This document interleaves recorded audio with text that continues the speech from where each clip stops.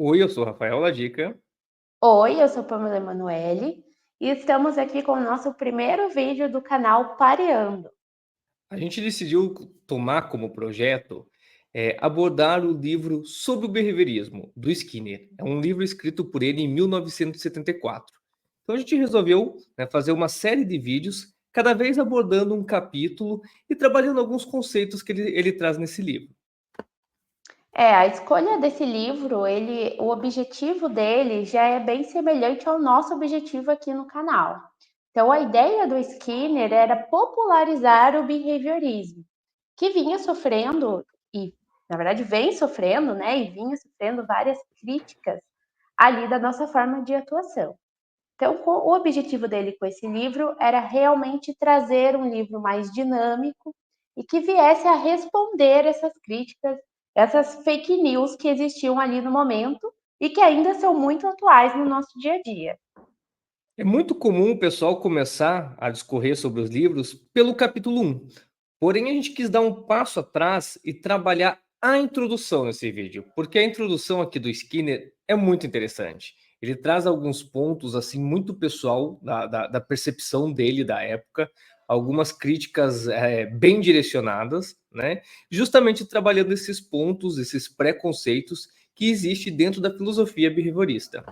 Como a gente estava falando ali, enquanto a gente estava estudando o livro, né, o próprio Rafa trouxe, né, que é um desabafo do Skinner, essa justificativa dele ali, né, parece que ele pegou um momento que ele estava indignado com as críticas mesmo e aproveitou para fazer ali o que ele deveria fazer dentro desse livro, né?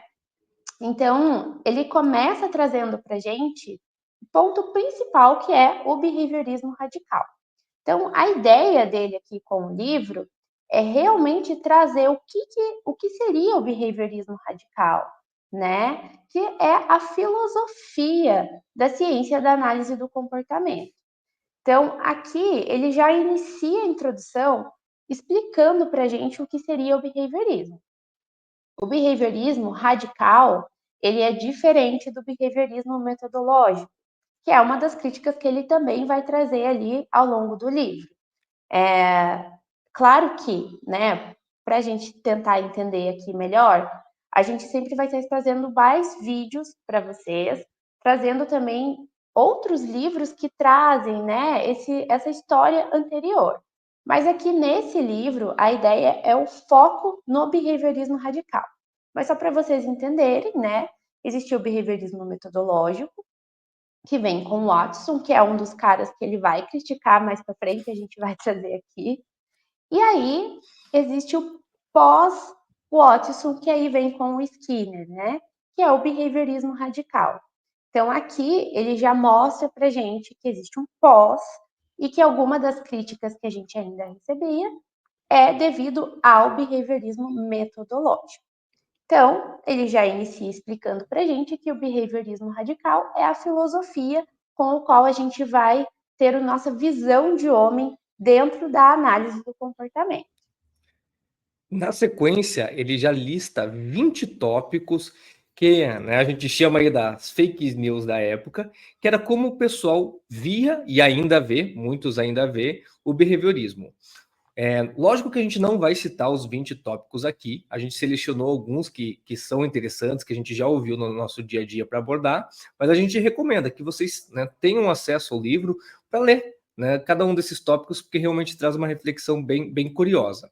O primeiro Uhum. tópico aqui que a gente já vai abordar é que o behaviorismo ele não trabalha as profundezas da mente, né? Ele não trabalha com a consciência, processos cognitivos, aspectos da personalidade e até mesmo alguns estados mentais, né? Isso a gente já sabe que não é verdade, né? Muitos ainda têm essa crença perante o behaviorismo, mas já é o primeiro tópico que o Skinner está listando aqui e que ele vai estar desmistificando ao longo do livro.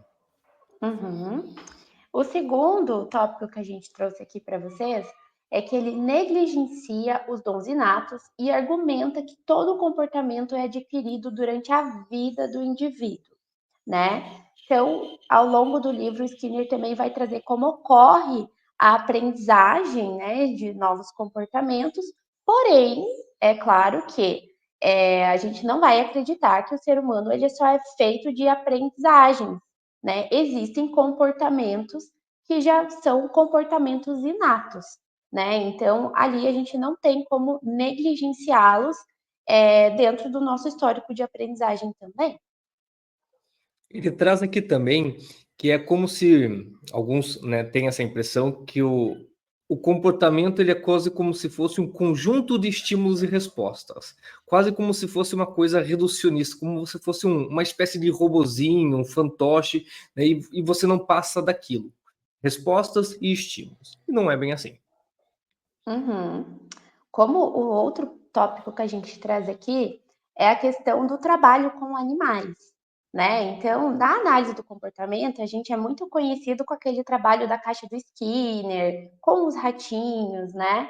É claro que a gente estudou muito sobre essa questão e ainda estuda ali alguns comportamentos básicos através de animais, porque como o Skinner ele traz a ideia de evolução de Darwin, então, né, a gente vai perceber que alguns comportamentos, principalmente esses comportamentos mais básicos, eles acontecem em todos os seres.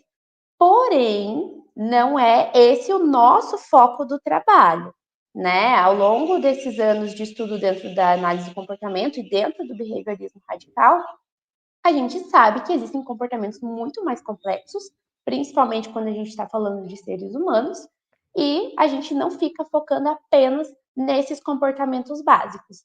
Então, existem comportamentos de muito mais complexidade que também vão ser trabalhados dentro da análise do comportamento. Então, nesse aspecto, né, nessas críticas de ambiente controlado, né, de questões éticas ali sendo trabalhadas, muito se diz a respeito do uso dos animais, né? Pessoal, a gente tem na psicologia comportamental, na filosofia comportamental, a gente tem muito o símbolo do ratinho, do pombo, né? Porque foram de fato testes utilizados, são muito da base realmente da filosofia, mas a gente entende dentro da abordagem que o que foi testado nos animais, eles são replicados nos seres humanos, né? A gente consegue ver similaridades.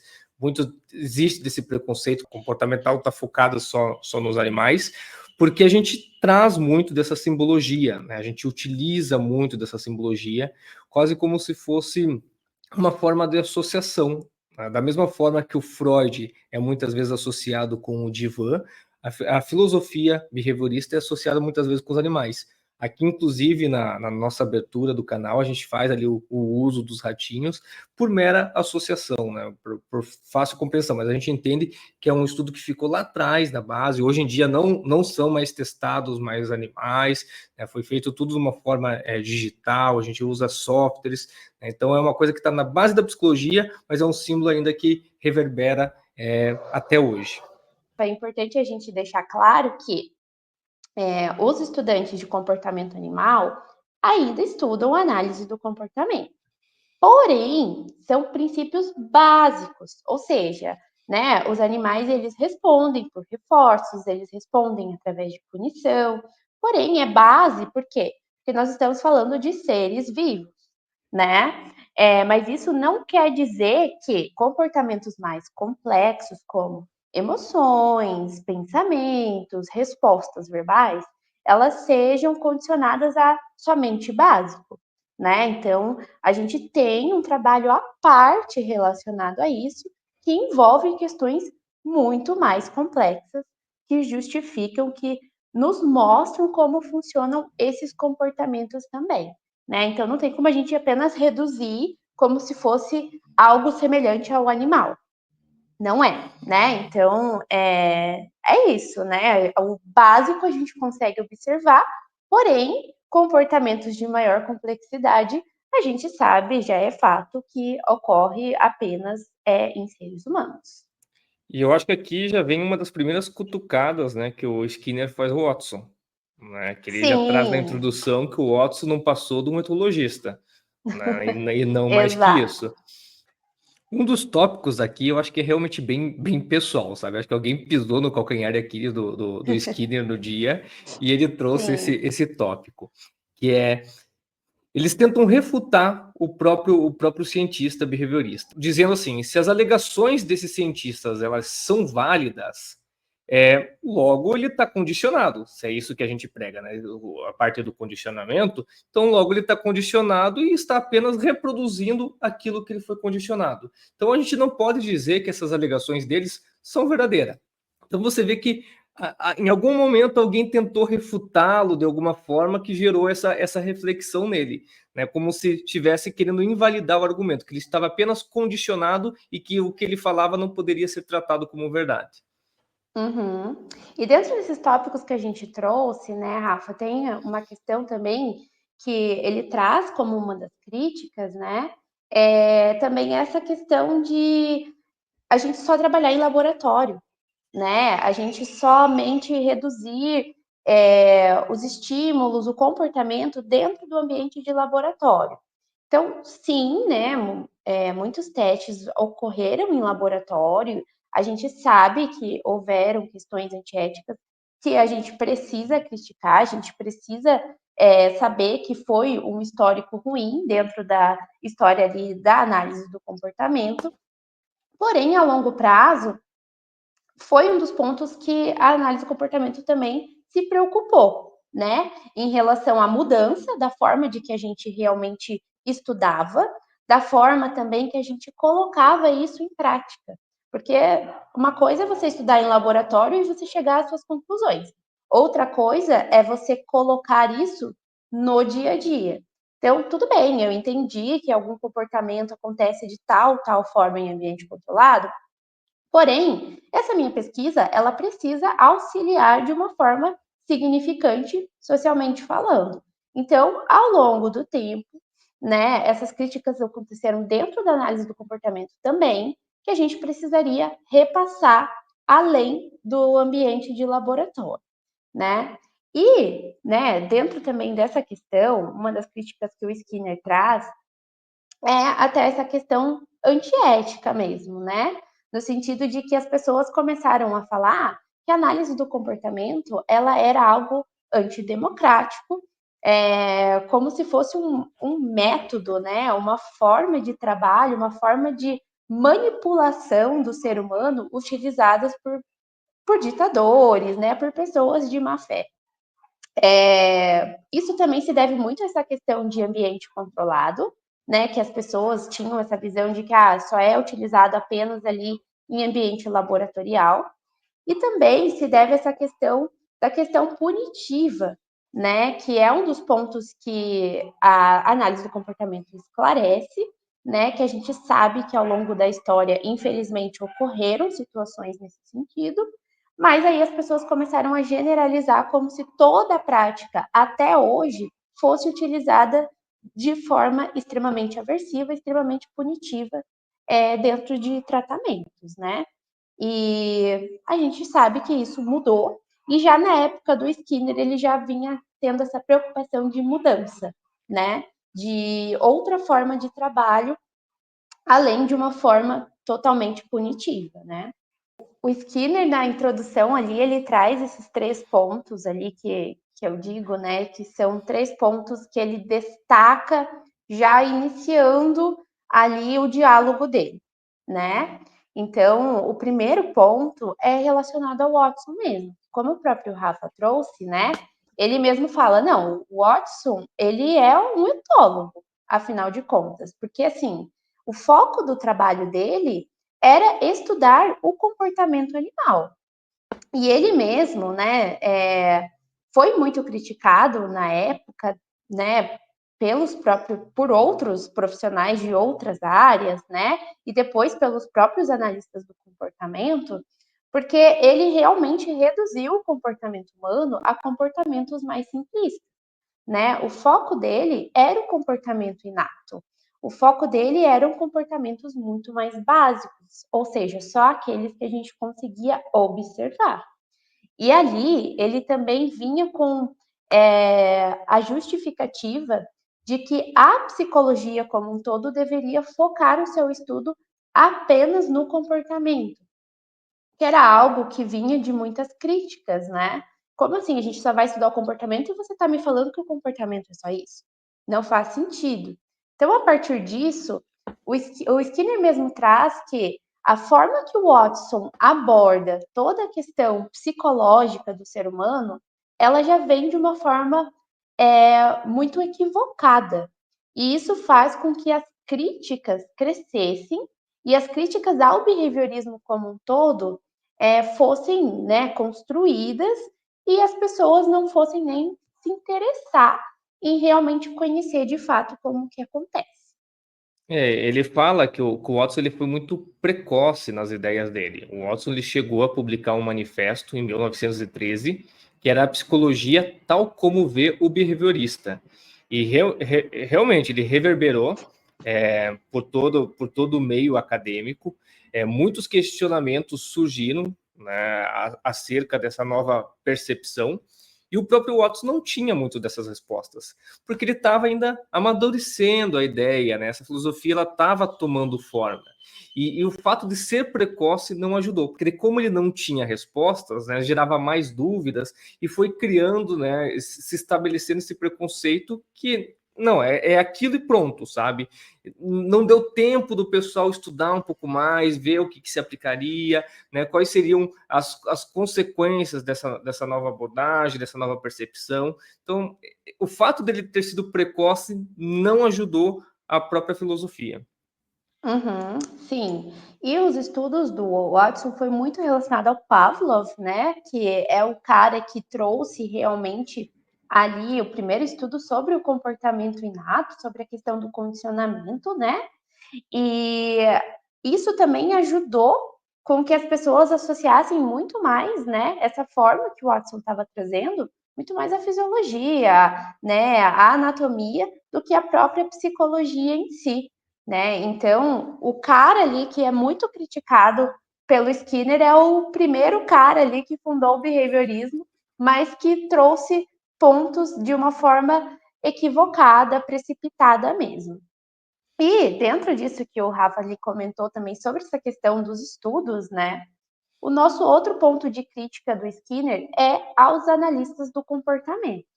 Então, assim, beleza, o Watson não explicou direito ali, não se aprofundou nos seus estudos, né? Mas os analistas do comportamento, conforme foram, né, construindo essa ciência, conforme foram construindo a filosofia ali do behaviorismo radical, também não se deram ao trabalho de mostrar isso ao mundo. Então, isso ficou muito reservado ao meio acadêmico, ficou muito reservado dentro dos profissionais dessa área, e a gente não levou isso para fora, a gente não trouxe esse conhecimento. E olha que interessante, é exatamente isso que a gente está querendo trazer aqui no nosso canal. Porque o que a gente percebe é que isso ainda acontece, né? Muitas pessoas não sabem de fato como é a nossa visão de homem, como que a gente trabalha essas questões no nosso dia a dia.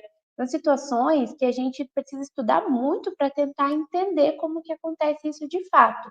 Isso não é algo público, diferente de outras áreas da psicologia, como o próprio Freud, que ele vai trazer no livro essa questão de que termos da psicanálise elas são usadas no dia a dia, né, de uma forma comum mesmo, porque foi algo que realmente foi popularizado. E dentro da nossa área não aconteceu. Então, até hoje a gente sofre essas consequências e até hoje muitas pessoas não buscam realmente divulgar qual que é a nossa forma de visão ali de cada ser humano. Então, esse também é o segundo ponto de crítica do Skinner para nós, analistas do comportamento. É justamente isso, ele já começa o parágrafo ali, é legal, que ele fala assim, ó, 60 anos se passaram e nada mudou, era quase como se ele estivesse se colocando como salvador, agora eu vim escrever esse livro para, né, resolver a situação que ninguém mexeu. E é justamente Sim. isso que a Pamela trouxe, né? Hoje a gente tem outras abordagens dentro da psicologia, o Freud com a psicanálise, o Jung com a psicologia analítica, que são muito mais pop, vamos dizer assim. O pessoal já conhece por nome, conhece o nome do conceito, um conceito ou outro, né? Existem filmes, livros distintos, então realmente tá mais do conhecimento geral, diferente do behaviorismo, né? Quando a gente fala da análise do comportamento, Quando você fala de uma psicologia comportamental, o pessoal tem uma visão totalmente distorcida, né? Não é comum o pessoal falar assim, tá, então se eu coloco a mão aqui, o que significa? É como se a gente fosse fazer uma leitura do comportamento da pessoa. E não é isso, né? São muito mais camadas. Então você vê que é uma visão muito, muito distorcida. E isso se dá realmente por essa questão do meio acadêmico, né? A gente não transformou esses conceitos, esse estudo de uma forma mais prática, né, que conversasse com todo mundo, né, que fosse acessível a todos, não apenas ao meio acadêmico, mas que fosse, né, como o Skinner pontuou, para leigos no geral, que todos possam ter conhecimento, conhecer, né, por se tratar de um estudo que está ali no nosso dia a dia, né, tem fundamentos no nosso dia a dia. E como terceiro ponto que o Skinner traz, né, beleza, temos essas críticas, né, os culpados são esses e somos nós também, mas o que fazer? Então, a resposta dele é realmente essa, né, mostrar que dentro do behaviorismo, dentro da análise do comportamento sendo a sua ciência, a gente consegue justificar tanto essas críticas, como também mostrar para as pessoas como é essa visão de homem, né? Por que é tão importante a gente ter essa visão também e o porquê que funciona, por que dá certo, por que foi tão difundida em muitas áreas, né? Então, o Skinner visa, com esse livro, realmente fazer isso. Popularizar, mostrar que a análise do comportamento dá conta de justificar tudo isso, que ela dá conta de fazer muita coisa que até então era criticada, e com isso ele tem o objetivo de realmente popularizar o behaviorismo em si, né? Trazer de uma forma mais dinâmica, de uma forma assim, trazendo exemplos ali no dia a dia e até mesmo fazendo comparações com algumas outras áreas da psicologia que até então são popularizadas, no sentido de, olha, aqui a gente vai trabalhar dessa forma e não dessa, né? Aqui a gente vê desse jeito e não daquele outro. Então, a ideia realmente é, através do próprio ensinamento do behaviorismo, a gente justificar tudo isso. Ele até dá uma cutucada, né, que a gente pouco se esforça. É o termo que ele usa, né, que pouco esforço ocorre. E de fato, a gente vê isso no nosso dia a dia. Muitas vezes a gente tem dificuldades de ter acesso a alguns materiais, né, alguns materiais que estão publicados fora do Brasil, que acabam não chegando para cá, acabam não tendo a tradução. Alguns conceitos ali ainda que a gente viu que não foram abordados tão profundamente pela análise do comportamento, e se foram, não foram divulgados. Então, assim, realmente carece um pouco mais de atenção. Muito a gente vai estar descobrindo aqui com vocês, conforme a gente for pesquisando, conforme a gente vai trazendo, né, a gente vai descobrindo também, que realmente não é muito acessível. E como, né, a Pamela comentou lá no início do vídeo, né, o nosso interesse é justamente estar fazendo esse canal aqui, ter esse espaço de conversa, que a gente possa estar conversando aqui nos comentários, estar trazendo assuntos que a gente acha pertinente. A gente vai estar trabalhando esse livro, abre espaço para a gente trabalhar outros livros também que a gente acha interessante, sempre abordando de uma forma prática, com exemplos do cotidiano, para que seja de fácil compreensão de todos, né? Então, nosso interesse aqui não é ter apenas pessoas da área, sim pessoas interessadas em saber mais, pessoas que gostam do assunto e querem saber. Então, a gente quer trazer o mais prático possível para todos. É isso. Bom, pessoal, por hoje é isso, né? Eu espero que tenham gostado, que tenham ficado claro qual que é o objetivo do canal, que é o mesmo do livro também, né? Então, como o Rafa disse, a ideia é trazer mais conteúdos, tanto de livros, como também ali dos perfis dos principais autores, né? Dentro da análise do comportamento, realmente trazer para vocês essas questões da nossa área que acabam ficando mais abafadas ou até mesmo ali dentro do meio científico mesmo, né? Do meio acadêmico. Então, é isso, pessoal. Então, assinem o canal para nos acompanhar os próximos vídeos e a gente aí fica na promessa de seguir com o capítulo 1, cada vez se aprofundando um pouco mais nesse livro que promete ser bem interessante e talvez cheio de desabafos, né? Sim, com certeza. Então, É tchau, isso, até mais, pessoal. gente. Até mais.